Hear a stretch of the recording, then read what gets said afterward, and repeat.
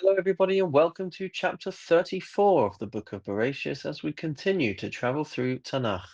Chapter 34 has 31 verses and it's found in the Koren Sachs Chumash at the bottom of page 228 and 229.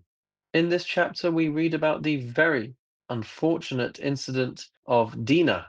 Dinah is the daughter of Leah and Yaakov, and she has settled with her family in the region of Shechem. And our chapter picks up by telling us that she goes out to see the women of the land. She is seen by Shechem, the son of Hamor, and Hamor is the prince of the region, and Shechem abducts and violates her. This is the first time that there has ever been a breach of this nature in our people. Despite the violence of the act, Shechem becomes emotionally attached to Dinah and asks his father to arrange a marriage. So Hamor and Shechem approach Yaakov and his sons with a proposal of intermarriage and economic integration, and we see that Yaakov remains silent, but Dinah's brothers respond with deception, insisting that all the men of the city should circumcise themselves as a condition for marriage. And while the men of Shechem are recovering from their circumcisions, Shimon and Levi attack the city, killing all the males and rescuing Dinah. The brothers loot the city, and we see that Yaakov rebukes Shimon and Levi, fearing retaliation and moral consequences, but they respond somewhat indifferently, asking their father a rather rhetorical question: should our sister be treated like a harlot? And so the chapter ends without resolution, leaving deep moral tension within the family.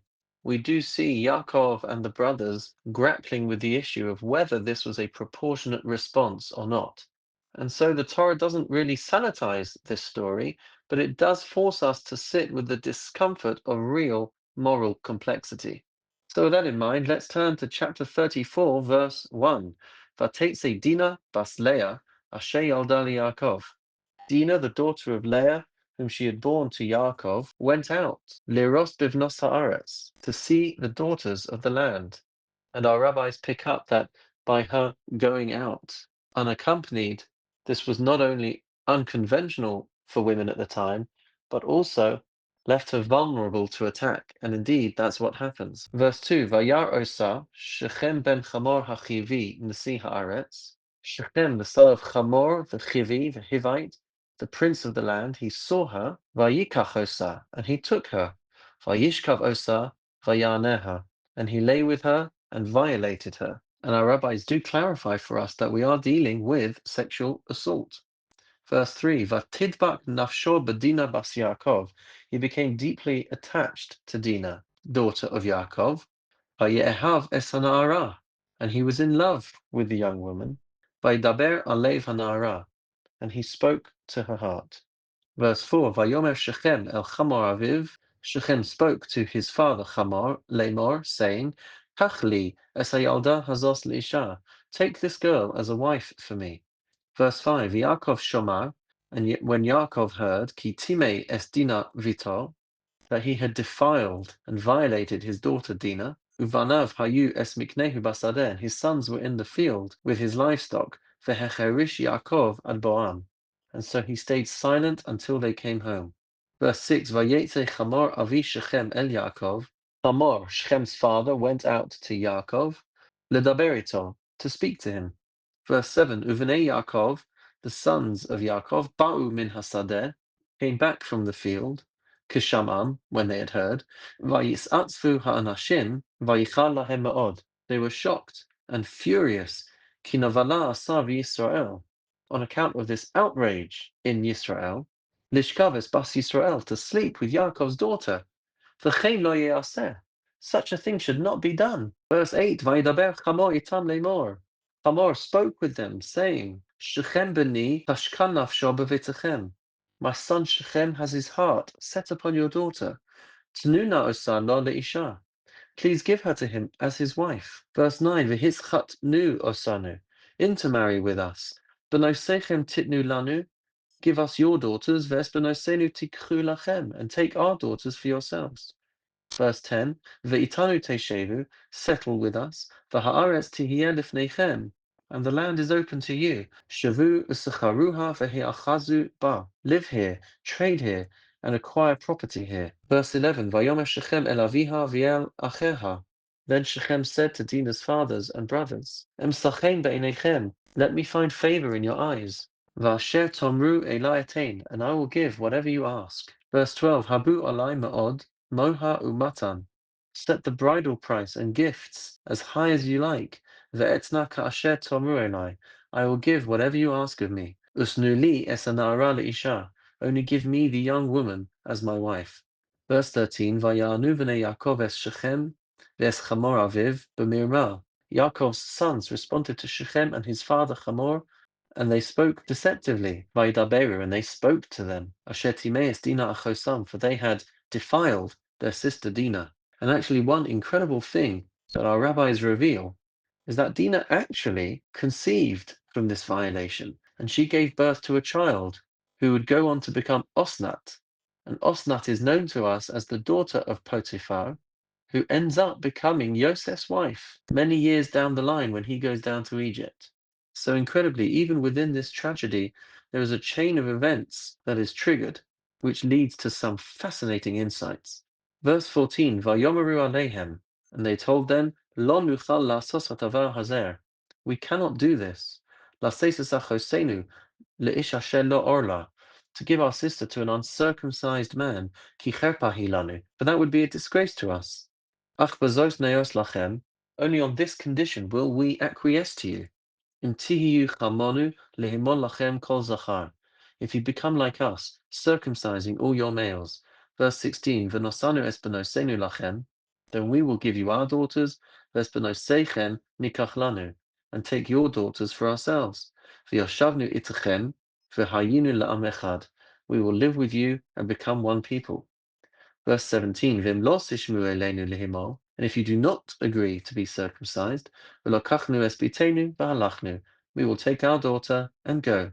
Verse 18, Vayitvu divreihem beinei Chamor, their proposal seemed good in the view of Chamor, veinei Shechem ben Chamor, and in the view of Shechem, Chamor's son. Verse 19, V'lo echar hanar la'asos hadavar, the young man did not delay in doing the thing, ki chafetz bevas Yaakov, for he wanted Yaakov's daughter, for who nichbad mikol beis aviv, and he was the most respected of all his father's household. Verse 20, Vayavo Chamor, u'Shechem beno el Sha'iram. Hamor and his son Shechem came to the town gate, Vaydabru el Anshe Iram Lemor, and spoke to their fellow townsmen. Verse 21, Ha'anashim ha'ele shleimim heimitanu. These people are friendly towards us. V'yeshvu va'aretz. Let them settle in the land. V'yischaru asa. Let them trade in it. V'ha'aretz hinei rachavas yadayim lifneihem. We have enough space for them. Espenosam nikach lanu lenashim. We can marry their daughters. Vespenosenu nitain lahem. And they can marry ours. Verse 22, Ach bezos ye'osu lanu v'anashim lasheves itanu lios la'am echad. But only on one condition will they agree to dwell with us as one people. B'himol lanu kol zachar kasher heim limolim. Every male among us must be circumcised as they are. Verse 23, Miknehem v'kinyanam v'chol behemtam. Halol lanu heim. Will not their livestock, property, and all their animals be ours? Ach ne'osa lahem v'yeshvu tanu. Let us then agree to their terms and let them settle among us. And it's on these words that we can actually read in to where their viewpoint really was focused. And going through this process of circumcision, however holy, as it were, it might seem to be, there's clearly an element of vested interest for them to be going through this. And it seems to be that element that is known to Shimon and Levi, which in their view justifies the drastic response that they are about to take of retaliation and revenge. Because there were no lofty and no holy intents here by the residents of Shechem, and they were really looking to exploit Yaakov and his family. Verse 24, Vayishma'u el Chamor v'el Shechem beno kol yotzei sha'iro.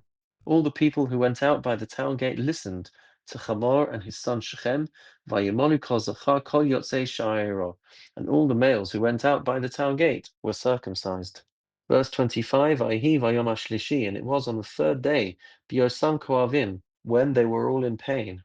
Vayikchu shnei v'nei Yaakov, Shimon v'Levi, two of Yaakov's sons, Shimon and Levi, Achei Dinah, the brothers of Dinah, Ish Charbon, they took their swords, Vayavau al ha'ir betach, and they came upon the city confidently. Vayahagu kol zachar, and they killed every single male. And it seems to be that on the third day after a bris milah, it's particularly known to be the worst day, the time when the pain is felt most acutely. And this is why we saw all the way back with Abraham's circumcision that he was sitting in the heat of the day on the third day after his bris milah, and that was when he encountered the three angels. Verse 26, Ves Chamor, Ves Shechem beno, Hagu lefi charev. They killed Chamor and his son Shechem by the sword.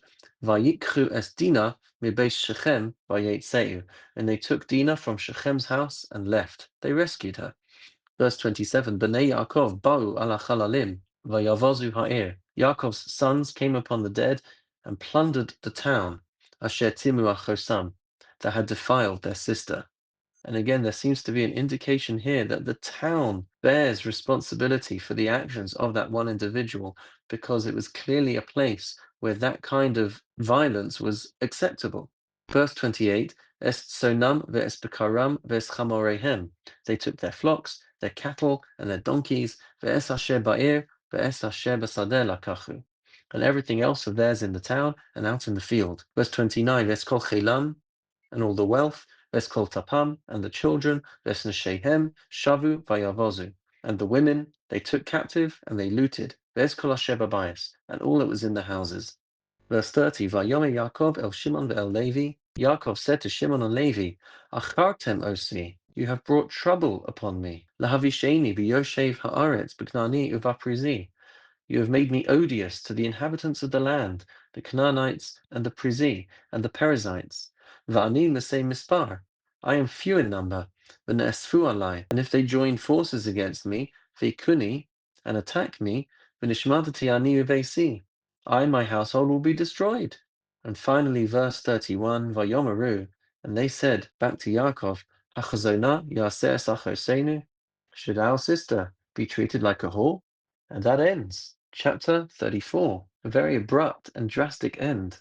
And as we'll see in chapter 35, the story just seems to change pace and head in a different direction. And we don't seem to deal anymore with the outcome of their actions against Shechem. So I look forward to learning chapter 35 with you.